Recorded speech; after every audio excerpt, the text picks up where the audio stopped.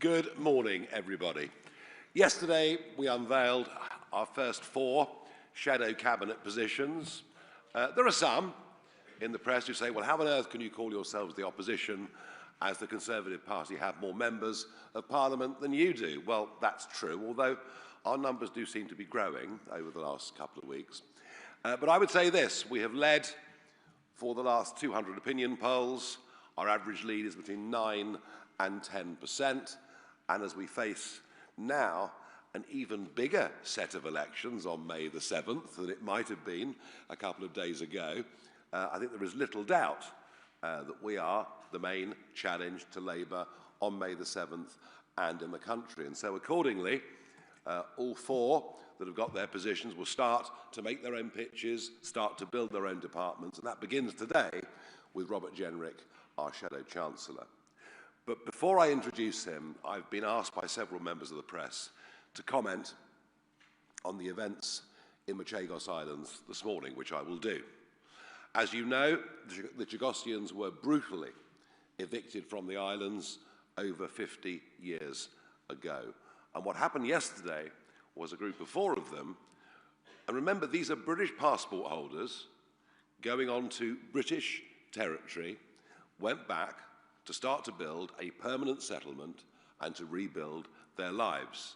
There are a further 300 Chagossians living in the United Kingdom ready to go at a moment's notice once the settlement is viable.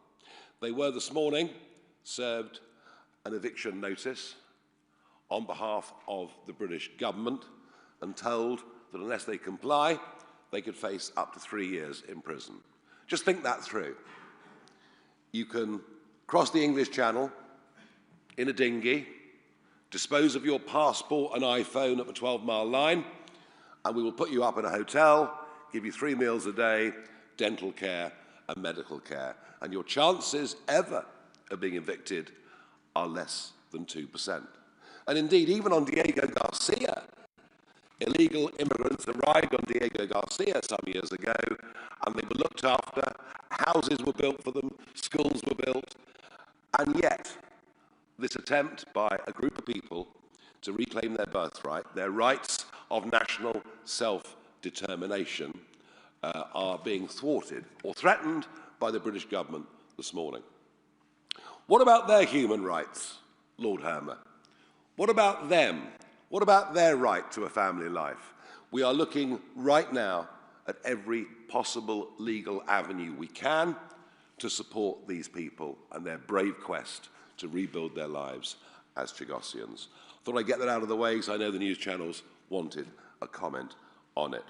Now, as I say, today is the first rollout, and it'll be Robert Jenrick, our Shadow Chancellor. You can expect all of the others to come out and do their press conferences and set out their terms over the course of the next 2 weeks. If anyone doubts it, we're serious, we mean business, we intend to win the next general election. It's as simple as that. So before Robert takes the stage, I'm going to show you a short video, then it's over to him. Thank you. In politics, you're always asked, who do you admire? This former Prime Minister or that? Winston Churchill, naturally. But the truth is, and in life you always regret not saying this to the people you love when you have the chance. It's always been my dad. I haven't been back here in 20 years, at least. It hasn't changed that much. I used to do my homework in the office up there.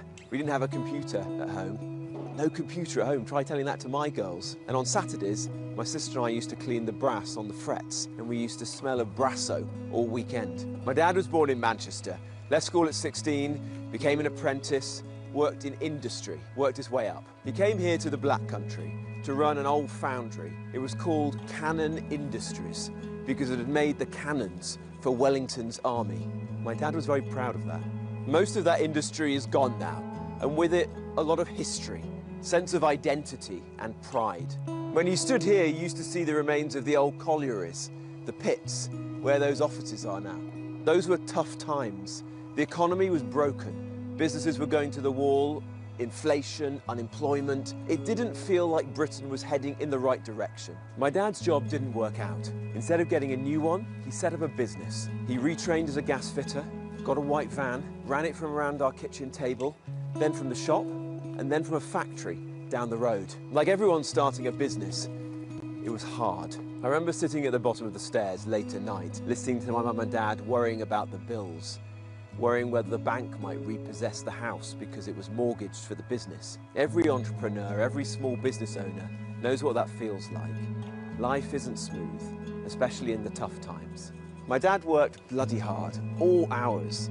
He cared about his employees, saw them as an extension of his family. He cared about his reputation. He used to say, your reputation is all you've got in business.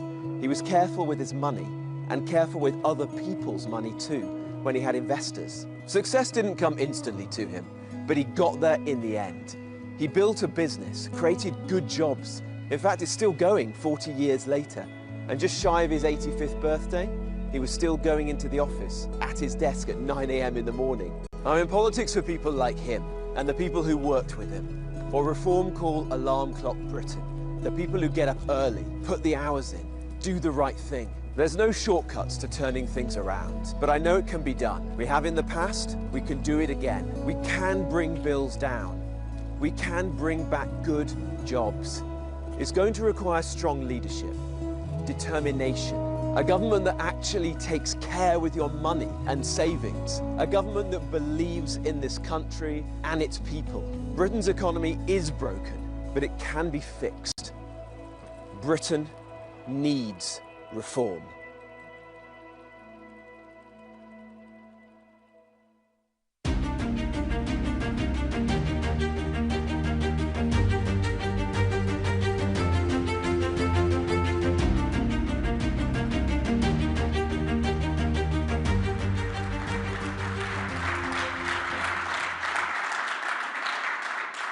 Well, good morning, ladies and gentlemen. Thank you very much, Nigel.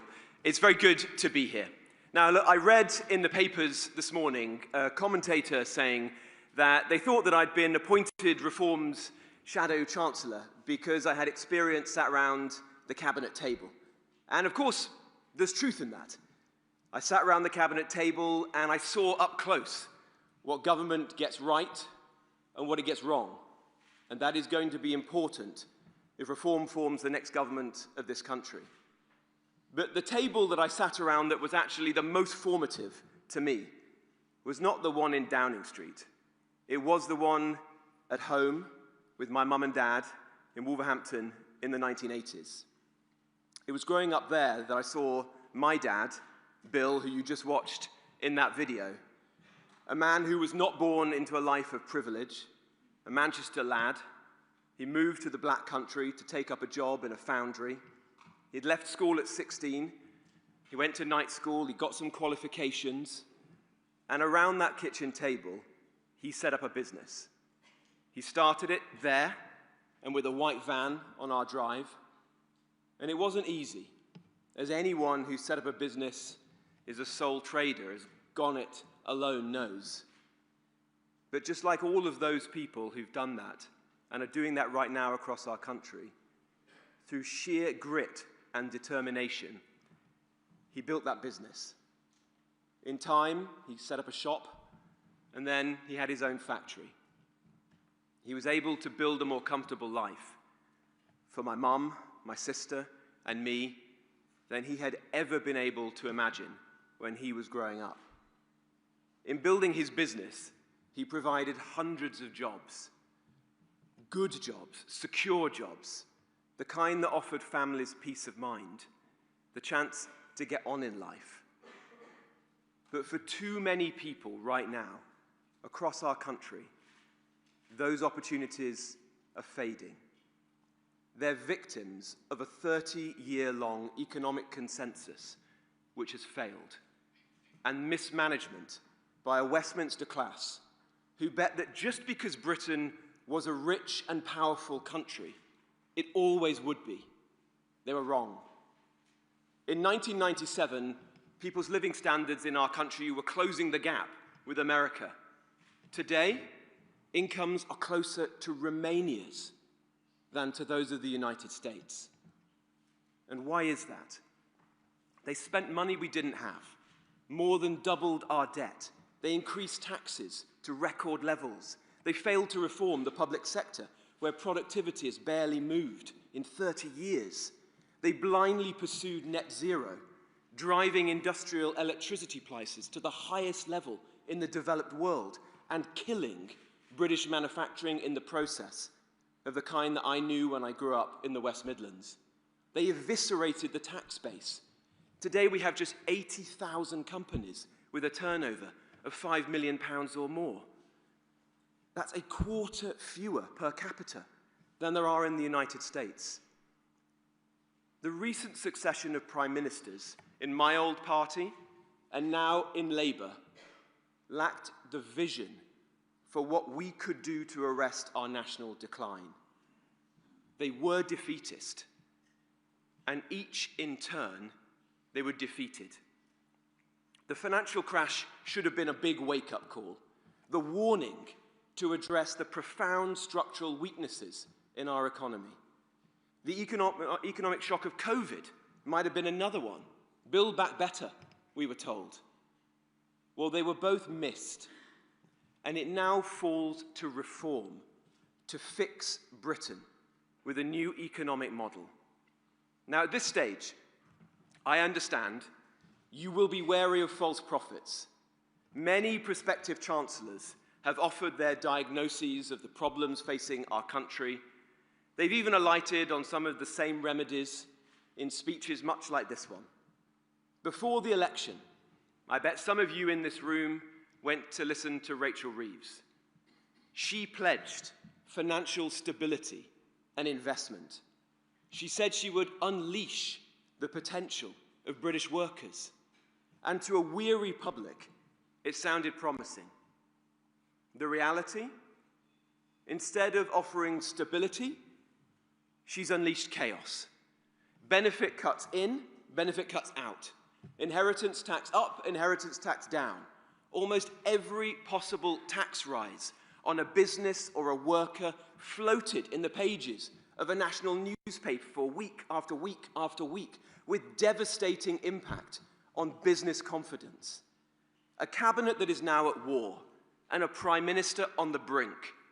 What happened to the promised investment boom? It was driven overseas with punitive measures against investors, which in the case of non-doms could see the country actually lose money.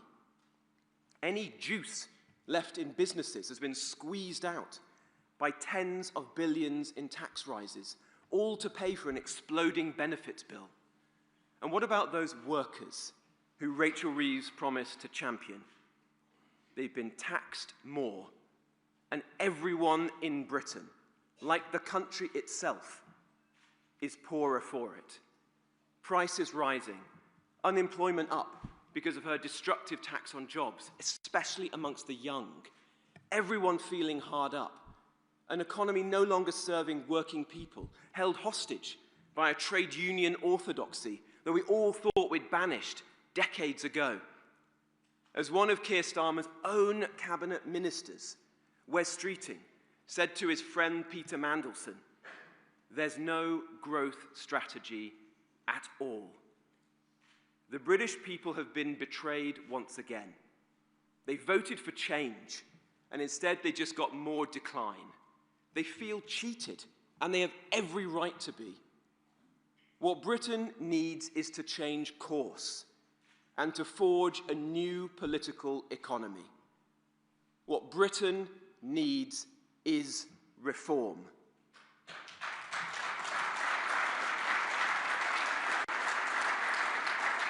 Now, today I'm here to explain Reform's approach to the economy. It's not going to be flashy. Some of it is rather technical, so I don't think we need the fireworks and the smoke machine on this occasion, Nigel. Sorry. But it is important.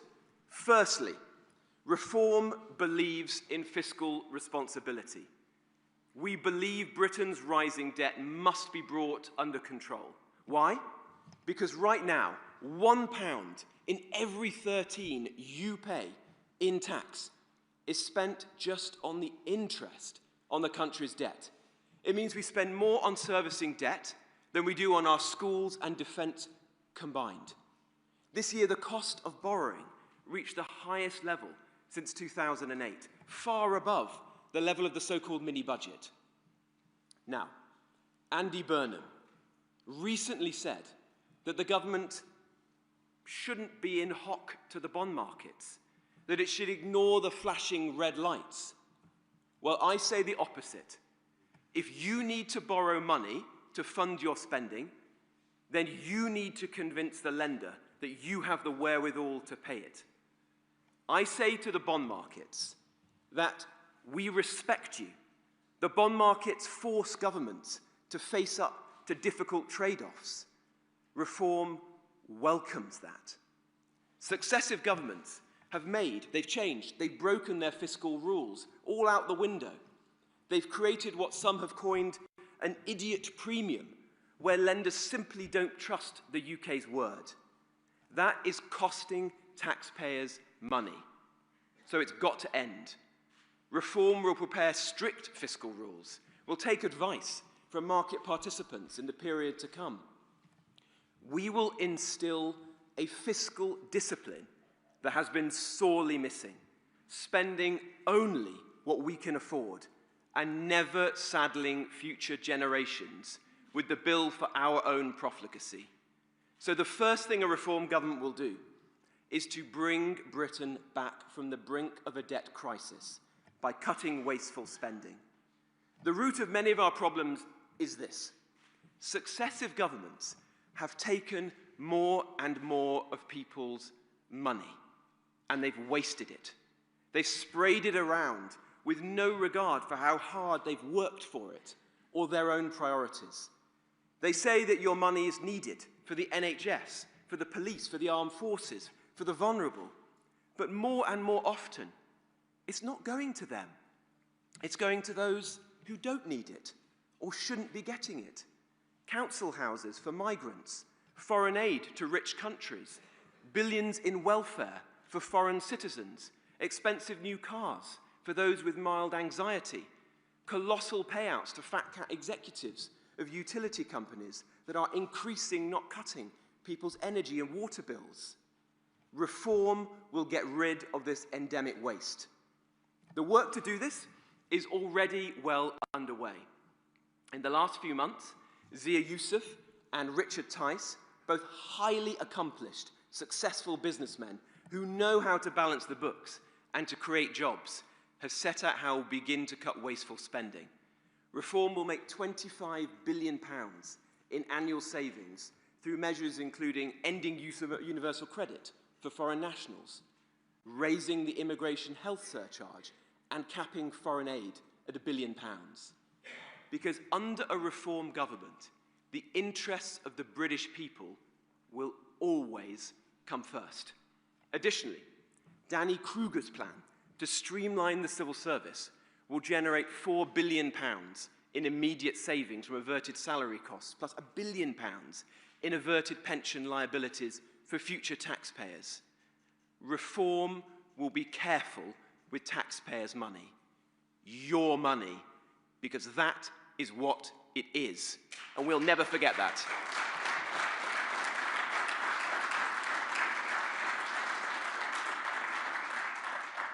And being careful with your money means tackling our exploding welfare bill. Look, in 2010, the Conservatives undertook commendable reforms to our welfare system. But as time went on, they let it completely spiral out of control. And it's got much worse under Labour. Reform will always protect the vulnerable, those who've worked hard but fallen on hard times. But on current course, 1 in 8 people are set to claim disability benefits in 4 years' time. That's almost 9 million people. The number claiming disability benefits for an attention disorder has more than doubled since COVID. We all know a significant number of these claims are spurious, and that we're just now giving up on over 500,000 young people who are being discarded as unfit to work. So our benefit system is broken. That's not fair, that's not right, and it is an economic and a moral disaster. That's why I commit to you today that if we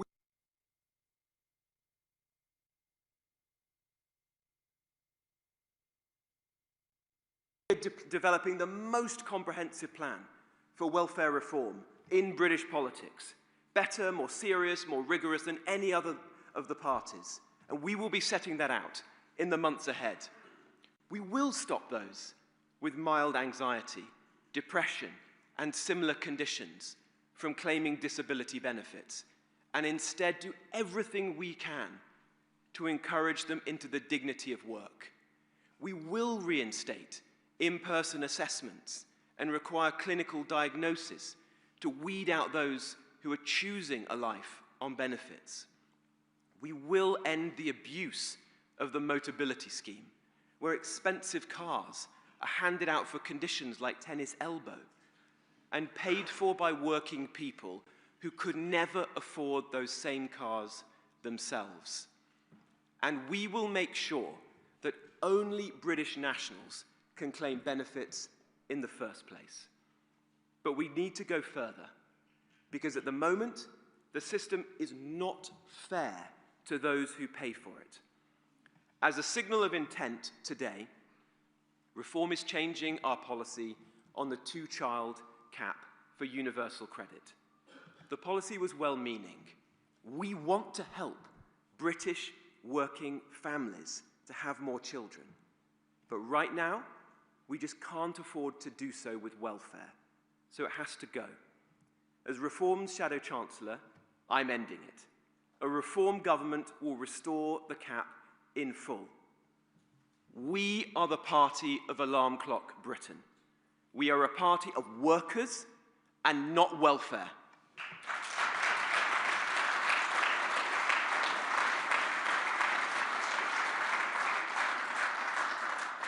And because we're confident about the approach that we're going to take, we are very happy to have others mark our homework. Everything Reform promise will be fully costed. Accordingly, we will retain the Office for Budget Responsibility. Look, it is far from perfect. The Times recently ranked its performance near the bottom among UK economic forecasters. But the impetus for its creation was a desire to instill fiscal rectitude. And that is something that at Reform, we wholeheartedly endorse. So rather than abolish it, we will reform it. The OBR has consistently overestimated the short-term benefits of migration, and they've downplayed its long-term consequences. They've underestimated the dynamic effect of cutting taxes. So we will break up that cosy consensus and ensure it has proper diversity of opinion. We'll run competitions for super forecasters to join the body and pay proper competitive salaries to those who can most accurately forecast the impact of Treasury decisions. And we'll take a similar approach to the Bank of England. Under Reform, the bank will remain independent. The bank has served our country for over 300 years and has been a model for central banks the world over. But the bank must perform better. Its core mission is simple: keep bills down. And yet, for 52 of the last 56 months, inflation has sat stubbornly over its 2% target. Now, that's not all the bank's fault. Furlough played a part, as has some of the excessive public pay settlements. But the bank has taken its eye off the ball. So we will strip the bank of distractions which have been loaded onto it, and that includes the requirement for the bank to help the transition to net zero. The bank must be a more open institution, and the private sector properly represented on the Monetary Policy Committee. But the fact that the bank will remain independent under Reform will never stop us holding them to account for their mistakes, like the excessive quantitative easing after the financial crisis and during COVID. Reform's interest will always be keeping inflation low, because we are a party of working people, and that is how we keep working people's bills down. But it's not just stubborn inflation that's leaving working people poorer right now. The state is taking more of their money than ever before. Reform believes that taxes are far too high, and that cutting it is crucial to generating economic growth. We see the value in doing so wholesale, where tax clearly disincentivizes work and investment, and in a targeted way to spur investment in the growth sectors of the future, like the biotech industry. We've already set out how we will save businesses like pubs and farms from taxes that are making their business model impossible. We want a simpler, fairer tax system that incentivizes work, saving, and investment.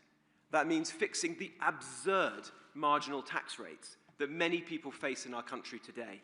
So we do intend to review the tax code in a program not seen since the landmark reforms of Nigel Lawson. But we also understand that we can't make tax cuts while running a huge deficit in the vain hope that the Laffer curve alone will do the hard work for us. That is why Nigel drew a line under the previous tax and spend commitments reform had made. As he said in his banking hall speech last year, given the dire state of debt and finances under Rachel Reeves, previous assumptions are no longer realistic. We will never make promises we can't keep to the British people.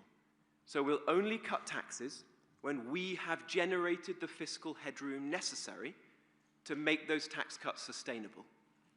And to those who question our approach, let me say this. We have seen what happens when this economic rule is ignored and fiscal discipline is thrown out of the window.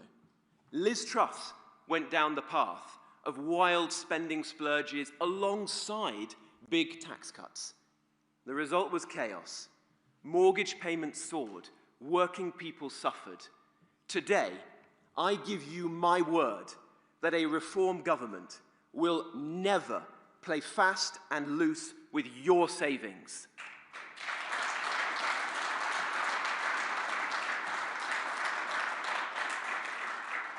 And with the sure foundation that will come with fiscal stability, we're going to get this economy growing by backing businesses. We know that it's businesses, it's not the government, that are the engine room of our country's wealth. And unlike this Labour government, like this Labour cabinet, reform actually has people who've founded, who've run, who've grown businesses. We actually want businesses to succeed. Because when they succeed, they create well-paid jobs and careers. So people can perhaps buy a better car for their family, or a bigger house, so they can take a holiday, or a second one. So they can have a meal out with the kids once in a while, without having to worry about the bills. We want everyone to be a bit better off. I also want them to be able to get on, to thrive, not just to keep their heads above water. There's no shame in success. Reform believes doing well in life is never something to be embarrassed about. So reform will unashamedly champion British businesses of all sizes. Big businesses, yes, but also small ones, like my dad's, sole traders, and most importantly of all, new businesses, the risk takers, inventing things, solving problems, getting ahead. A reform government will leave you to run your business and to innovate, rather than forcing the lanyard class to run it for you. They don't understand innovation, they stymie it. That means no more mandates for HR or judges setting the wages. It means a return to meritocracy and the pursuit of excellence. So no more diversity targets on company boards. We will scrap red tape. We'll take every effort to make life easier, no matter how small it might seem, like allowing shops to open late, or cafes and bars to put tables and chairs out of an evening without having to fill in endless forms to placate officialdom. We will make Britain the easiest place to open a bank account, and we'll reform bankruptcy laws so that we are a country of second and third chances for those who are willing to take a risk. But it's not just about an overbearing government getting out the way. It's also about government doing its job properly. And that begins by giving businesses confidence to operate in this country. Unlike the other parties, Reform understands that international investors hold deep concerns about sectarianism, crime, and infringements on freedom of speech, because we share them. Only Reform has the courage to tackle these threats to our way of life and our standing in the world. Crime is not normally part of economic policy, but Reform will treat it as such. We will ruthlessly pursue the scammers, the shoplifters, the tool thieves that make the lives of business people a misery. Under a Reform government, the era of impunity is over. It's time we had the backs of hard-working people who do the right thing, and they know Reform will.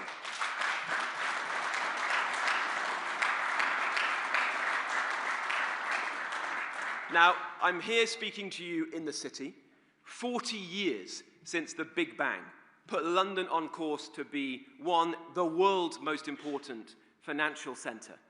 But today, let's be honest about where we stand. The London Stock Exchange is struggling. Last year, 2.1 billion was raised in IPOs in the market. In the US, the equivalent was 36 billion pounds, 18 times more. It's no coincidence that as the LSE was dropping, the FCA was enjoying a boom in staff numbers and budget. Recent reforms have clearly not been anything like commensurate with the scale of the challenge our capital markets face. They haven't created the investment culture that our economy desperately needs. Reform will rein in bureaucratic overreach. And as Nigel has said before, we will make London a global centre for crypto assets and digital finance. To compete with the US and others will require genuine creativity and incentives, not just tinkering, as we've seen in recent years. A totally different offer that capitalizes on the unique strengths that London still holds.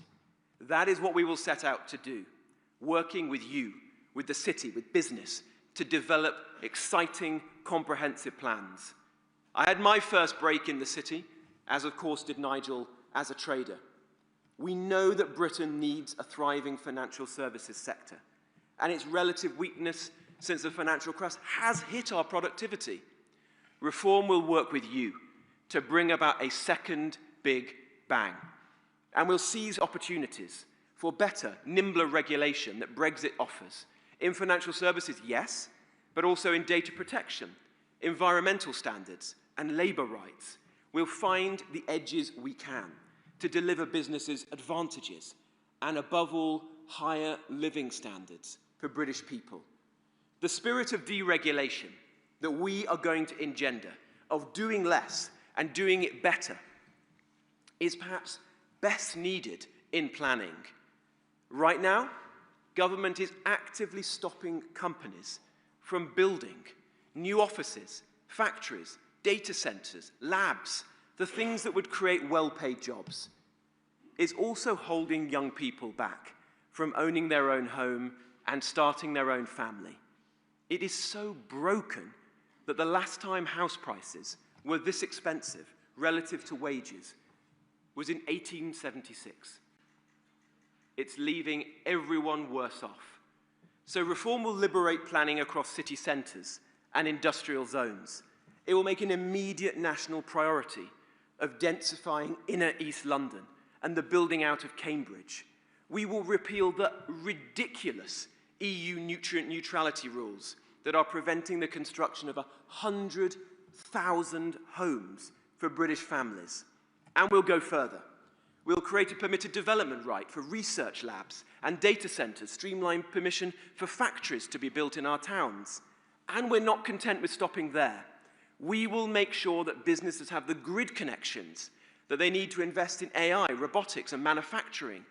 And we'll pass legislation to deliver the crucial investment projects that have been bogged down for far too long. If this government fails and continues to fail, we will pass emergency legislation to build a third runway at Heathrow if this project isn't ready to go the day that we take office. After May's local elections, these commitments will matter more than ever before, because it will be clear to everyone that Reform is truly the only national party. And we're going to take that responsibility very seriously.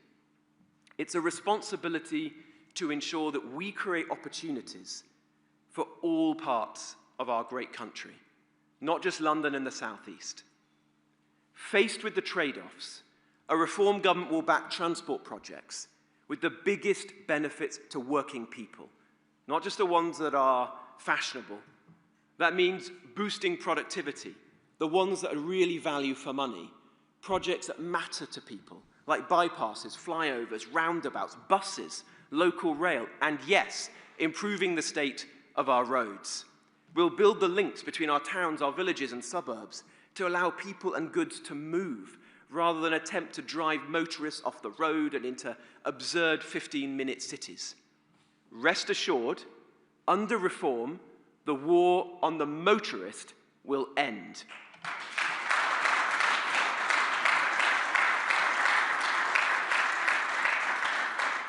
And a precondition for turning our economy around is the understanding that cheap energy is the driver of prosperity. So a Reform government will bring forward measures to cut your bills. That's lower energy bills for people and lower energy bills for businesses. That requires a fundamental change to our energy policy. When Westminster got swept away with net zero fanaticism, Richard Tice was a lonely voice of common sense. He saw, when most other people didn't, the fictional claim of hundreds of thousands of new green jobs. And that is why you can trust Reform to scrap the impossible targets that are driving energy costs through the roof. The farce of paying vast amounts of cash for intermittent and unreliable energy delivered at the wrong times. As Richard has announced, we will make full use of the gold buried in the North Sea to keep the lights on and to bring in tax revenue. We will rapidly scale up Britain's nuclear fleet to provide new, cost-effective, reliable sources of power, including by implementing the Fingleton Review of nuclear regulation in full. The result of these policies will be to help cut energy prices, the conditions that we need for Britain to reindustrialize, restore our proud industrial heritage, create good jobs for British working people again.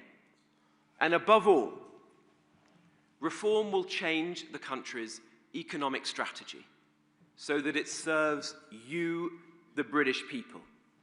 So alongside the fiscal and the regulatory reforms that I've outlined, we will build a more resilient workforce. This will mean radically changing the scale of immigration, and it will also mean changing the makeup of those who are coming here.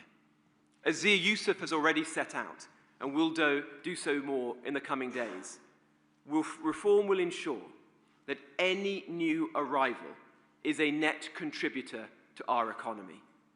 We want tens of thousands of the talented Brits who have emigrated in search of better opportunities and lower taxes to come back home and to contribute to our country. And trust me, under Reform, they will come back. We will also make foreign investors welcome in Britain again with a Britannia investment visa, like Zia and Nigel set out last year. Undo the economic self-harm done in recent years. Make this country attractive to the most talented people in the world. But in return, we will demand businesses invest in Britain's workforce, rather than hiring from overseas. Now, this will be a big change to our economic model, and it will go hand in hand with welfare reform. So businesses should begin preparing now, because there's no alternative. We must make our country more productive, better off, and more united.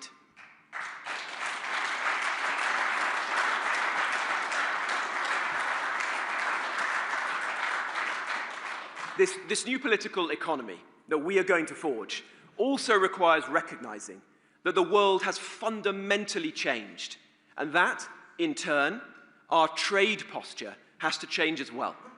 Last month, the Prime Minister of Canada, Mark Carney, you didn't think I'd mention him today, argued that globalization has been weaponized by larger powers becoming a source of weakness for dependent countries. One line struck out to me. He said, "You cannot live within the lie of mutual benefit through integration when integration becomes the source of your subordination." We agree. Yes, free trade with our friends and allies is advantageous, but we must respond robustly when our rivals consistently cheat the system and leverage dependencies to our disadvantage. Let me tell you this. A government led by Nigel Farage will never display the weakness Keir Starmer showed towards China. We will never ignore the interplay between economics and security, as some in the Conservative Party wish to do. And they are invariably the same politicians who, for instance, left our country with just enough munitions to last 8 days in war and little domestic capacity to manufacture more. Now, Reform do not believe in picking winners. But yes, we do believe in an industrial strategy to protect our strategic industries, like steel, defense, and car making. Because unless we change course now, we will trade a car made in Sunderland for a car made in Shenzhen. The Chinese building their middle class on the backs of ours. And in Reform, we'll never allow that to happen. We believe in leveling the playing field so that British businesses can succeed. We're not going to sit back if British businesses are being cheated or our critical industries should go extinct. We're going to salvage them. We're going to rebuild them. And similarly, we're going to have a clear-eyed strategy for the technologies of the future, like AI. We have an economy that is almost uniquely reliant on the services sector, just as it faces unprecedented disruption. Right now, there is no plan to respond to this or to benefit from AI, only to create a small number of jobs regulating it. Let's be a world leader in AI safety, we're told. Yes, but let's create value and jobs here in the UK. The government's indifference means that we're falling behind. But if we handle the incoming technological revolution nimbly, we can succeed, just as our country did in previous industrial revolutions. It's a generational challenge which must be met head-on by Reform. Now, today I've set out the foundations of Reform's economic plan. You'll be hearing plenty more from Nigel, from Richard, from Zia, and me in the coming weeks and months.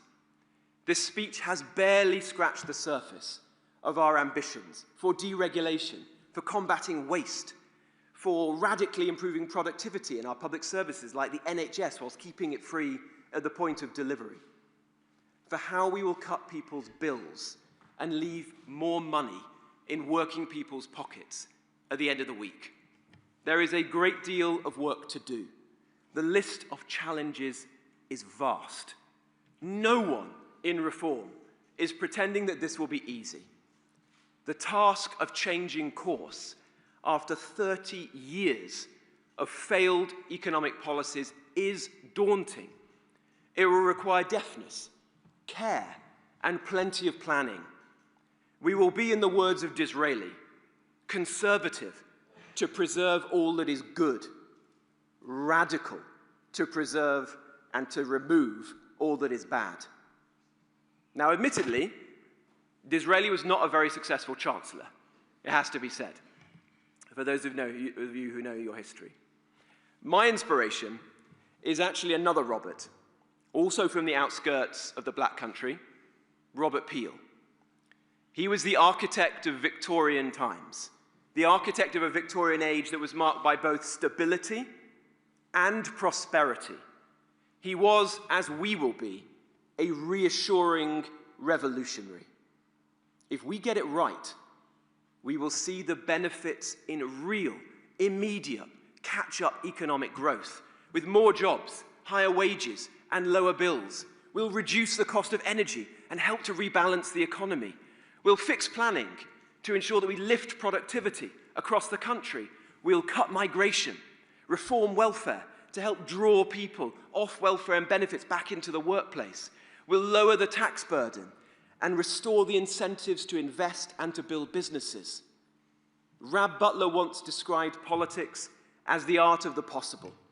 But right now, it seems that so many people have convinced themselves that progress is impossible, that the decline that we all see today is inevitable. Well, let me say this.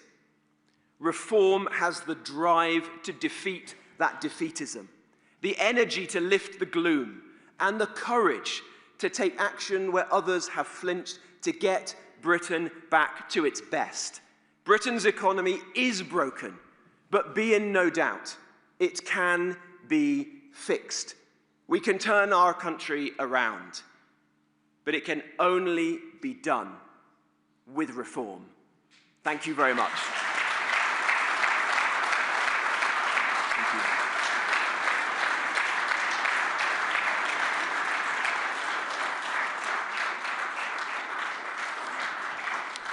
Well, thank you very much, ladies and gentlemen. We're going to have some questions from the media now. And the first one I have on my list is Keith from GB News. Keith. Mr. Jenrick, can you explain to GB News viewers how you plan to support Britain's lost generation? We've seen headlines saying that people are out of work, they're struggling. If you become Chancellor, what will you do to give young people hope in this country? A very good question. Look, it's a very sad situation in the country right now. When I was leaving school, it felt like there was a sense of excitement and buzz still in this country. But when I go around talking to young people, they worry about their future, where they're going to get a job, where they can get on the housing ladder. If they do get a job, they'll be taxed to the hilt, the cost of childcare. It feels like the social contract has been shredded in recent years. Those who went to university during COVID had the best days of their life wrecked due to overbearing regulations. Reform is going to change that. We want to get good jobs back into this economy. And that means ensuring that we don't tax employers to the hilt, as Rachel Reeves has done with her job-destroying increases in national insurance. It means that we are going to ensure that we make the changes in our economy, as I set out today, to house building, to energy, to regulation, to actually spur a new generation of businesses and entrepreneurs, including young people, to create the jobs, the prosperity, the growth that is needed so that they can feel that this country has a great future. They don't need to go off and live somewhere else in the world. Quite the opposite. What we're going to set out to do is to bring all those people back to the UK. That if there's a reform government, people think that this is a country that is getting itself together again, that's heading in the right direction, where there is a sense of buzz and energy and excitement and dynamism. That's our mission. And at the heart of that is going to be young people and their prospects to get a good job and to get on the housing ladder. Thank you. I've got Katie Austin from the BBC.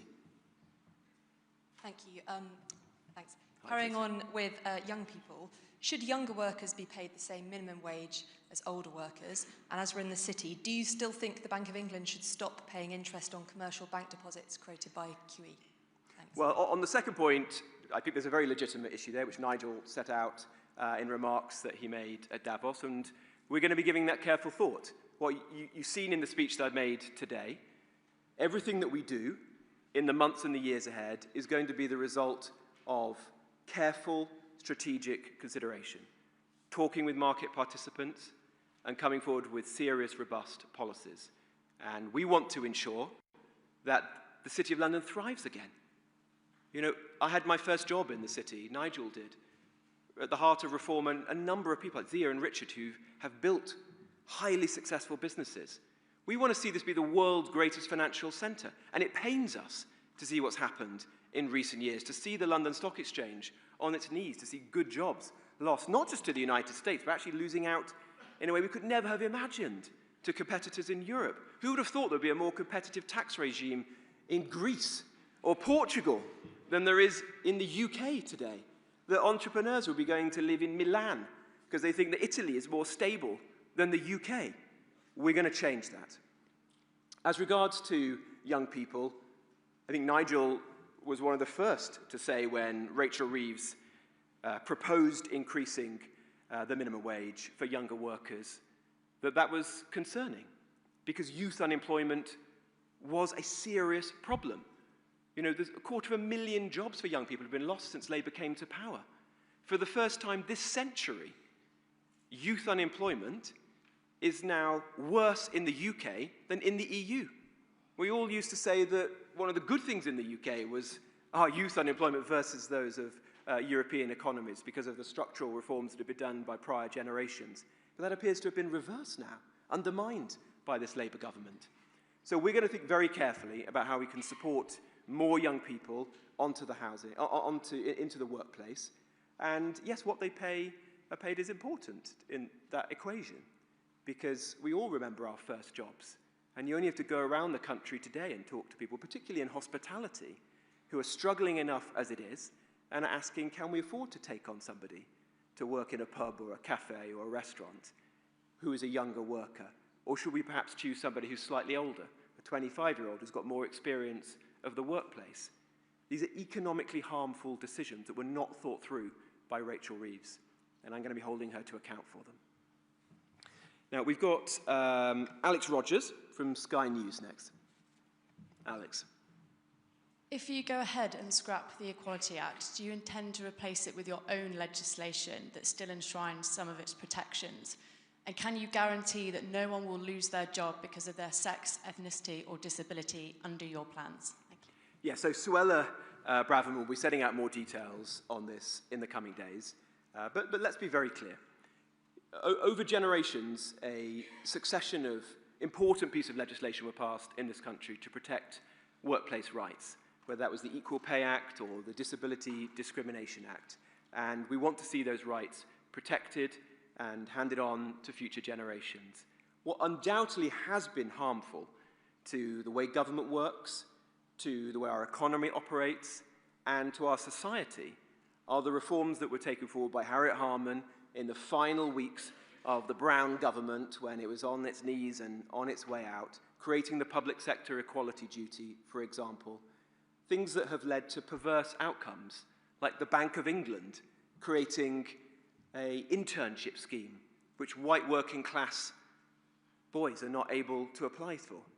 Well, I represent a working class town in North Nottinghamshire, and imagine me going to schools there and seeing kids who've been brought up in tough circumstances on a council estate in a former pit village and saying to them, oh, you can't apply to GCHQ or to the Bank of England or to an investment bank for their internship scheme because you're privileged or because there's a piece of legislation that allows that to continue. That's not sensible. That's not common sense. And we want to change that and ensure equality before the law is the guiding principle in this country once again. Now, I've got Sam Merriman from the Daily Mail. Sam.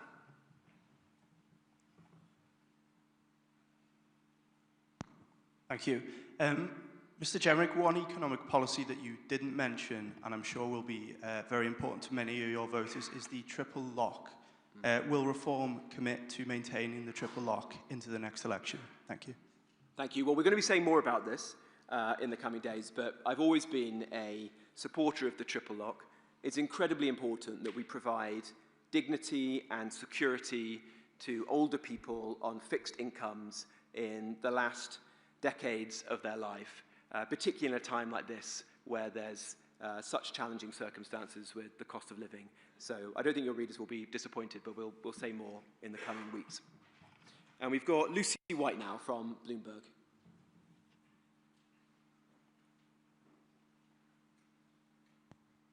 Thank you. You have spoken a lot about the policies that are being proposed by your colleagues Richard Tice, Zia Youssef, Danny Kruger. But the policies that you've talked about today that have come from you are a lot along the lines of sort of fiscal orthodoxy that reformers always claim to eschew.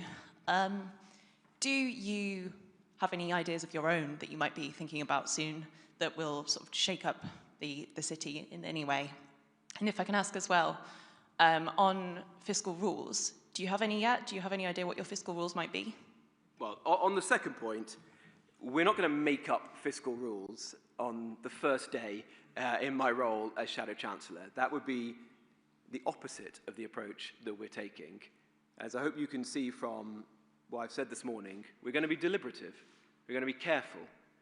Successive governments in my adult lifetime have made fiscal rules, they've changed them, and they've broken them. All the while, the public finances have ended up where they are today, in a mess. So we're going to talk to market participants, and we're going to develop strict, world-class fiscal rules ahead of the next general election. As regards to the policies I've set out today, well, look, I think these are radical policies. And if you don't see that, I'm surprised. We're saying that the economic and political consensus that this country has had, probably since 1992, is about to change because it's failed comprehensively and it's let down the British people. It's been an economic consensus predicated on mass migration. Well, that's going to go. And we're going to ensure that we are the grammar school of the Western world, where we only invite in the best and the brightest who are genuinely economic contributors to this country. And as a result of that, businesses will have to invest in the productivity of their own workers, technology, better skills, robotics, the things that will drive the economy forwards. We're saying that net zero was a disastrous mistake, peddled by governments of both political colours, put on acid by Theresa May and Boris Johnson, and that is gone. And instead we're going to go for cheap and reliable energy to actually make this country competitive again in the world. We're saying we're going to bring forward serious welfare reforms, not the ones that were written on the back of a fag packet by the Conservative Party in opposition a few months ago, but detailed ones. And we're prepared to take on difficult things, to think again sometimes, like I said today, where we've chosen to say we'll bring back the two-child benefit cap in full. Not that our previous policy wasn't well meant. Of course we want to help British workers to have families. But we're also aware that we've got to live within our means and we've got to find ways other than welfare to help to support them to fulfill their dreams. And we're going to pursue serious deregulation in all sectors, from small businesses right the way up to the city. And we're going to be spending the weeks and the months ahead developing those policies. But you can be assured this is going to be a big change. And the balance we're going to strike is exactly what I set out at the end of my remarks. We're going to be conservative when it comes to preserving what's important, like fiscal responsibility and stability in the economy. We're not going to do the mistakes that Liz Truss and Rachel Reeves have done. But we are going to be radical where we need to be, to shake up this economy, shake it out of its malaise, and get it going again. That's the balance we'll strike. It's the right one for this country right now. Now, I've got Alistair Lyon from City AM. Hi there. Alistair. Hi. Nigel Farage yesterday spoke about backing national champions, sort of taking stakes in British companies, and I actually interviewed Zia Youssef, who floated taking a 10% stake in Rolls-Royce. Are there any other companies that you've sort of got your eye on? And how do you reconcile that with your promise just now not to pick winners and to leave businesses alone? Well, I think I was very clear in my remarks about what our approach is in this regard. We don't believe in picking winners. What we do believe in is that there is, in the world today, an interplay between security and economics, which only the most naive would choose to ignore. And it surprises me that some are doing so, particularly in the Conservative Party, if you listen to the remarks in recent days. Those industries, like steel, like car making, like defense, we've got to ensure we salvage them and that we preserve strategically important industries. And we also won't be taken for a ride in the world. So if countries, particularly China, want to cheat the system dump goods on our markets, then we'll respond accordingly. But we're going to take a wide-eyed approach that protects British jobs and ensures that we can reindustrialise in the sectors, the very specific sectors, that are critical to the future of our national security, principally, and our economy. I'll go to Martina Bett from The Sun. Martina.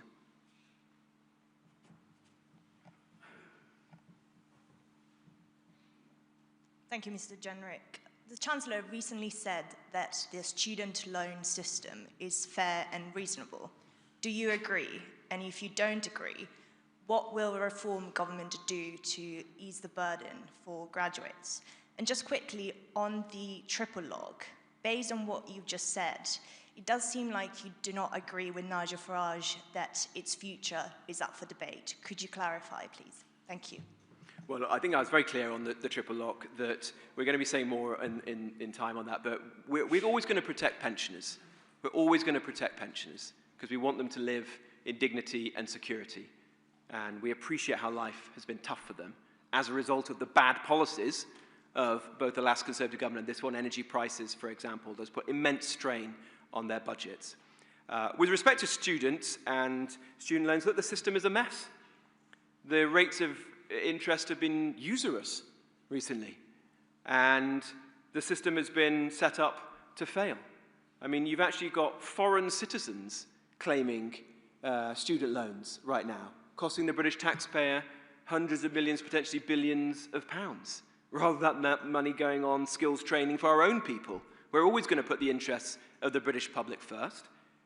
And we also want to ensure that our universities actually focus on what matters. Yes, some should and must be world-class institutions, and we take great pride in that. That is critical to the future of our economy. But we also want to see many of our universities get out of the market of Mickey Mouse degrees and focus on skills training for British people, particularly helping their own economy, the regional economies, to be in a stronger footing than they are today, and supporting apprentices and good quality vocational and technical degrees, exactly as Suella said in her remarks yesterday, and we'll be saying more of, I think, in the future. Very good. We've got Peter from The Telegraph. Thank you. 2 questions, if I can. Really quickly, you mentioned some sort of competition to join the OBR as if you would be a super forecaster. Can you give us a little bit more detail around what that might look like?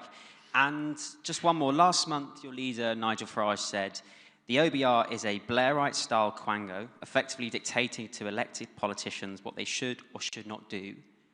Was he wrong? Well, on the point about who's staffed at the OBR, look, the OBR can't be a retirement home for people who worked at the Resolution Foundation.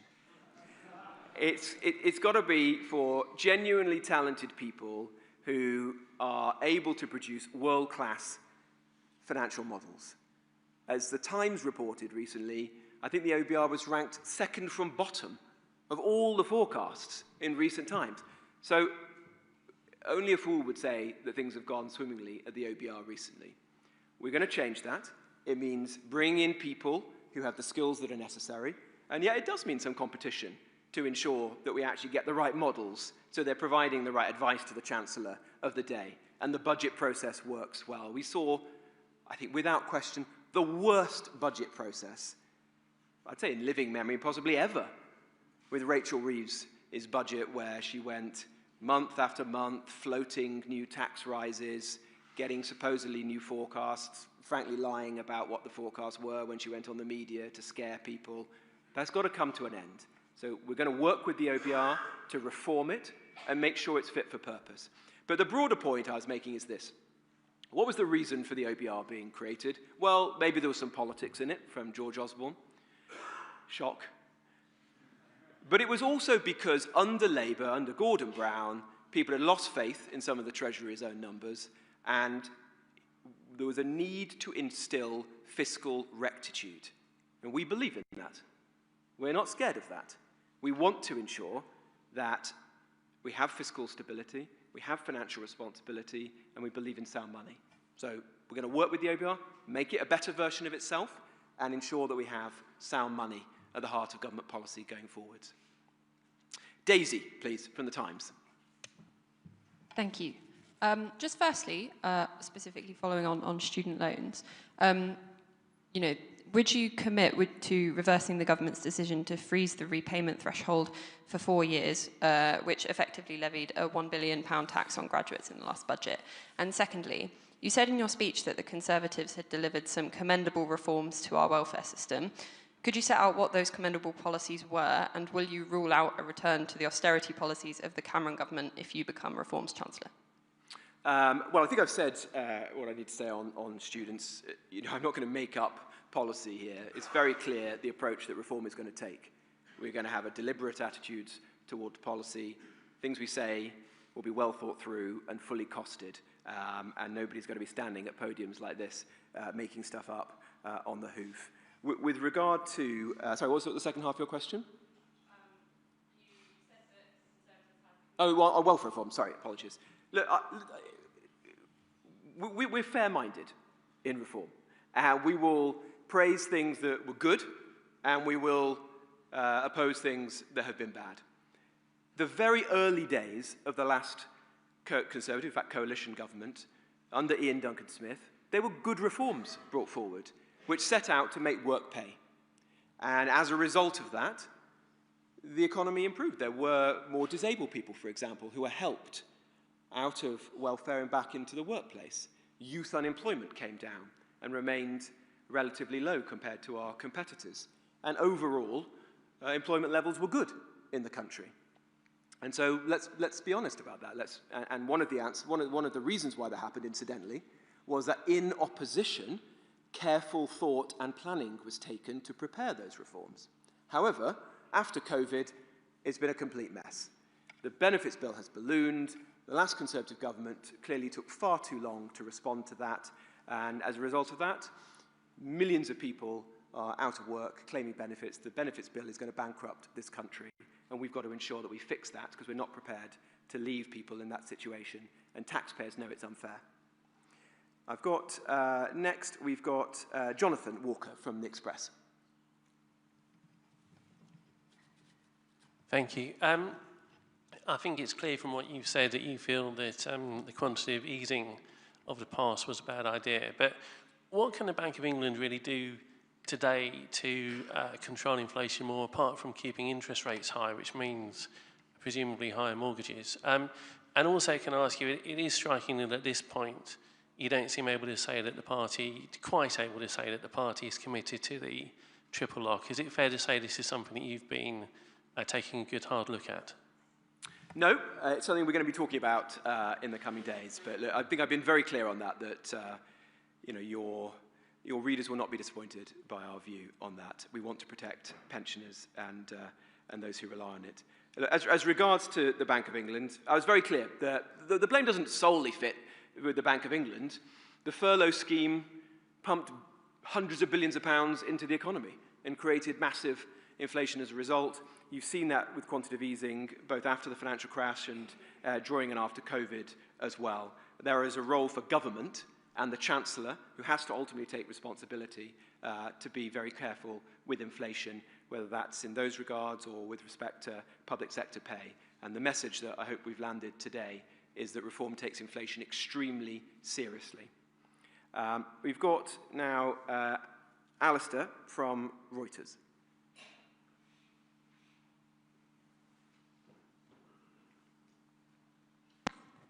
Hi, thank you.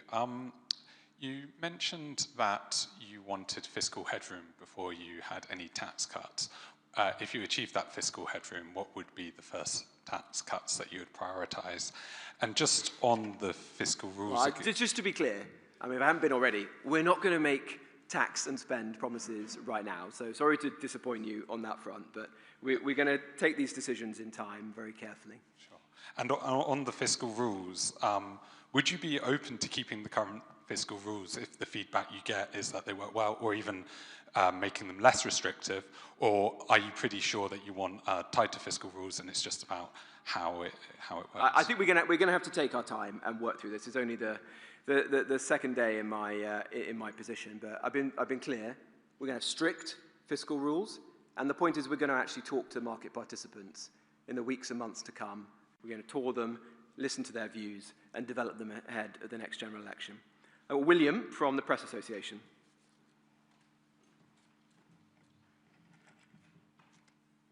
Hello. Hi. How would you, we've been talking about inflation today quite a lot, and we're inching towards that 2% target. Andrew, how would you rate Andrew Bailey's performance at the bank, and would you keep that target in place if you were to join the Treasury? Well, I've been very clear. Of course, we're going to keep the target in place, and it's incredibly important to us. You know, reform serves working people, and we want to make sure we keep their bills down. At the moment, people are suffering because bills are far too high, and so that's going to be a major priority of our economic policy to find any ways, whether it's energy bills, water bills, you name it, to try and get those bills to come down. I've got Aggie from LBC. Thank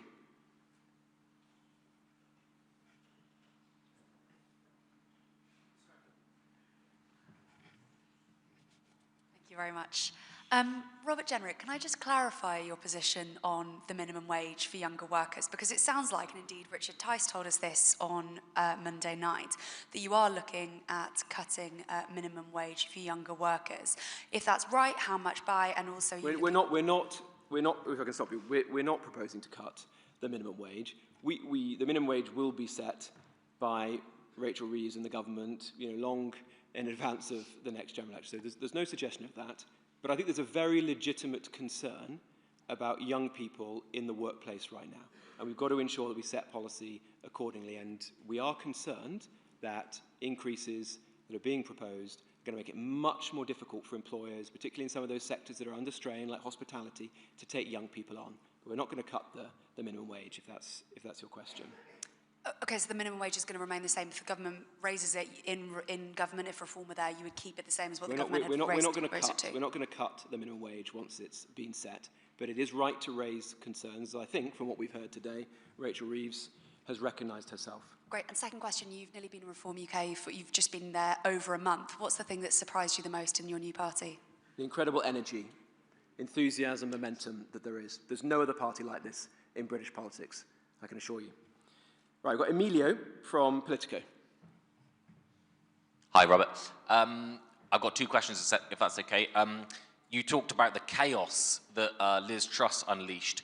So why didn't you resign from her front bench while she was doing it instead? Well, I did resign from one Conservative government. I can't resign all the time. Well, you could. If you really disagreed with the economic policies, why did you sit quietly there? Well, I did, if I can say that, I didn't sit quietly, as it so happens, as I think I think it's the book that Jeremy Hunt wrote will record that I phoned him up the weekend he became the Chancellor, told him exactly what I thought were the problems with the mini-budget and told him to reverse all of it. And he records that me and one other Conservative did that. So I made my views pretty clear at the time. And if I may say so, when I was standing to be leader of the Conservative Party, I was the only person who said that I thought that mini-budget was careless and cack-handed. And I've also pretty clearly said that I'm surprised that Liz Truss is still a member of the Conservative Party, but that's not my problem now, as they say. Well, thank you for that. And I want to ask you about your new head of policy, James Orr, who last August he said that the Russian invasion of Ukraine is a regional Slavic conflict that he didn't care very much about. And he said that the UK approach of defending Ukraine is dangerous and championed the Hungarian approach, which is basically blocking support to Ukraine.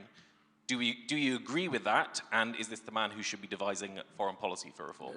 Look, firstly, Reform's position is very clear. Reform stands with Ukraine and against oppressors like Vladimir Putin. There's no doubt about that.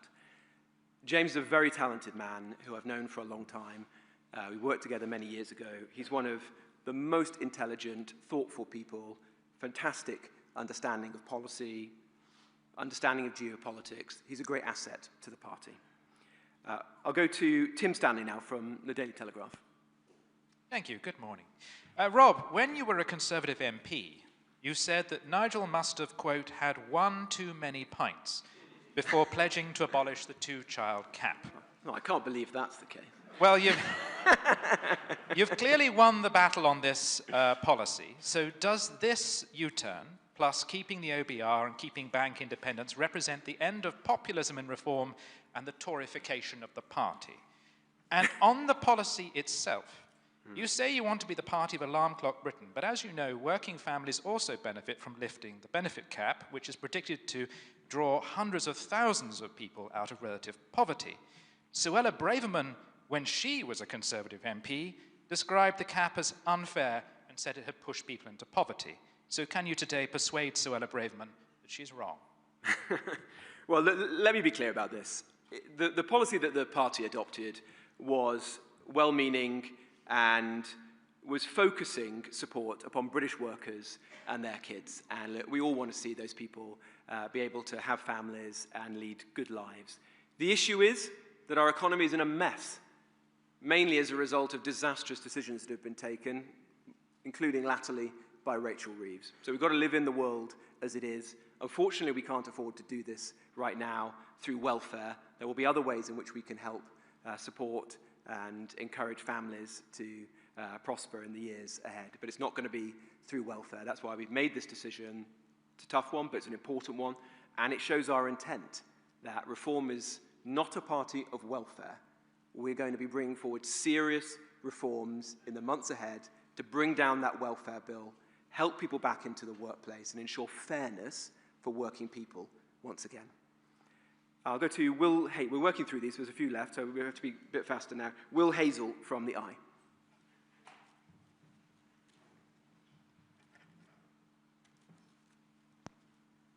Thank you very much. Robert, you mentioned labour rights as an area where Britain could gain a competitive edge, I think you said. Do you have any particular rights in mind which you think we should get rid of? And if I may, Nigel Farage is a very dominant figure in the Reform Party. Are you confident you will have the latitude you need to determine policy? And sometimes a Chancellor has to say no to their Prime Minister. Are you prepared to say no to Nigel? Well, I've only worked with Nigel for a few weeks, but it's been extremely positive. I found him to be immensely hardworking, which I respect. Somebody with incredible knowledge and understanding of politics and the economy. Some real-world experience, who worked here in the city and is, rather different record to some of our chancellors and prime ministers.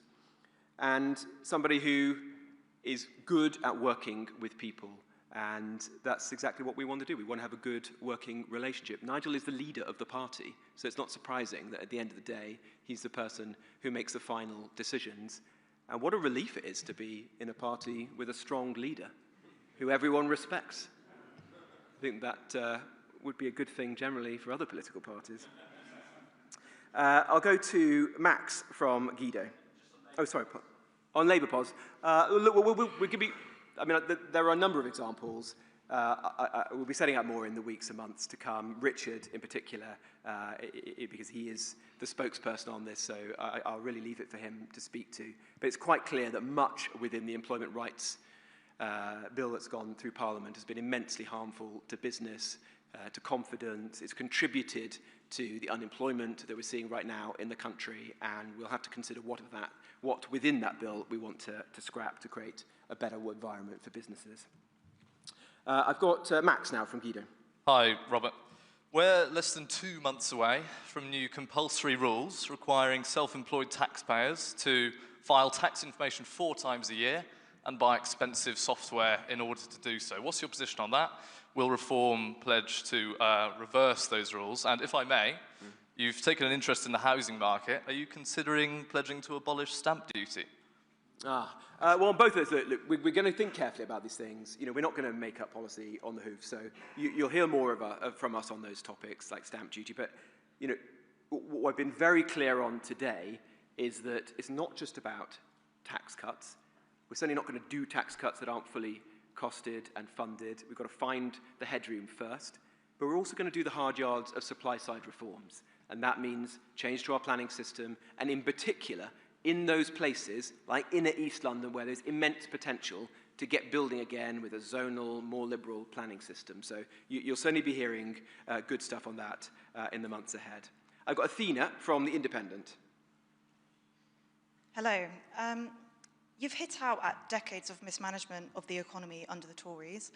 Given you were a part of that government, what specific decisions from that period do you now believe were mistakes? And why should voters trust your criticism of the system when you were a senior part of it? Well, look, I don't think anybody has been more honest and reflective about the failures of the last Conservative government who was a part of it than me. I've been consistent in voicing the concerns about what that government got wrong. I urged the party to learn from its lessons and to be different. Ultimately, I concluded that it can't change, won't change, shouldn't be given the keys back to run this country, because that would be like giving the arsonists back control after they've just burnt the house down. There are a number of big mistakes. We've set out some of them today. The fact that welfare has ballooned, costing us billions, potentially bankrupting the country. The fact that serious planning reforms were ditched so that we didn't get young people onto the housing ladder. And the fact that under the Conservatives, particularly under Theresa May and then Boris, an absolutely disastrous energy policy was pursued that has deindustrialized our country and impoverished working people. Before you even get on to immigration, those things should be sufficient to say that this party cannot be trusted for many years to come. Now, I've got 4 more, so I need to get through these, 3 more, sorry, apologies, so I need to get through these quite fast. I've got Anna from the Financial Times. Anna. Thanks for asking me a question. Richard Tice has warned companies that if reform wins power, it would strike down contracts that companies have already signed to provide the government with clean power. Do you agree with that policy, and will you proceed with that policy, or do you have concerns that it would create market instability and potentially reduce investment in Britain? Look, it's very clear that one of the most important and radical reforms that a reform government would enact is a different energy policy for this country. We cannot allow the further deindustrialization of this country. We can't allow a situation where energy bills, industrial energy bills, are 5 or 6 times higher here than in the United States. So we have to change course. And if Ed Miliband thinks that he's going to spend the next year, 2 years, 3 years, however long it is, between now and the next general election, setting a booby trap for this country by choosing its energy mix for the next 20 years, then we do need to put him and some investors on notice that we're not going to allow that to happen. We're not going to allow our energy policy for the next generation to be determined now by a net zero zealot who doesn't seem to care about the competitiveness of our economy. So we'll give this careful thought, absolutely, but investors should take heed that we're serious when we say we're going to make this country competitive again, and we're going to bring back energy abundance again. I've got Alexandra from The Guardian. Hello, you said today that the public is right to be wary of false prophets promising stability. Your party dropped plans for £90 billion worth of tax cuts 18 months after promising them. Nigel Farage has said he doesn't like banks. He was giving serious thought to scrapping the OBR and suggested he'd like to replace the Bank of England governor. In light of this, why should business leaders, financial markets and the City of London feel reassured today? Well, look, I hope you've heard today the message that I've delivered. It's one where every policy that we announce is going to be fully costed, that we're going to find savings before we approach tax cuts, that we're going to crush the benefits bill to ensure that we actually get people back into the workplace, and that we're going to bring forward serious supply-side reforms. And I would question who you're comparing reform against. What, Liz Truss and the Conservative Party? That is an era of stability? Or Rachel Reeves and this Labour government? That is stability? Come on.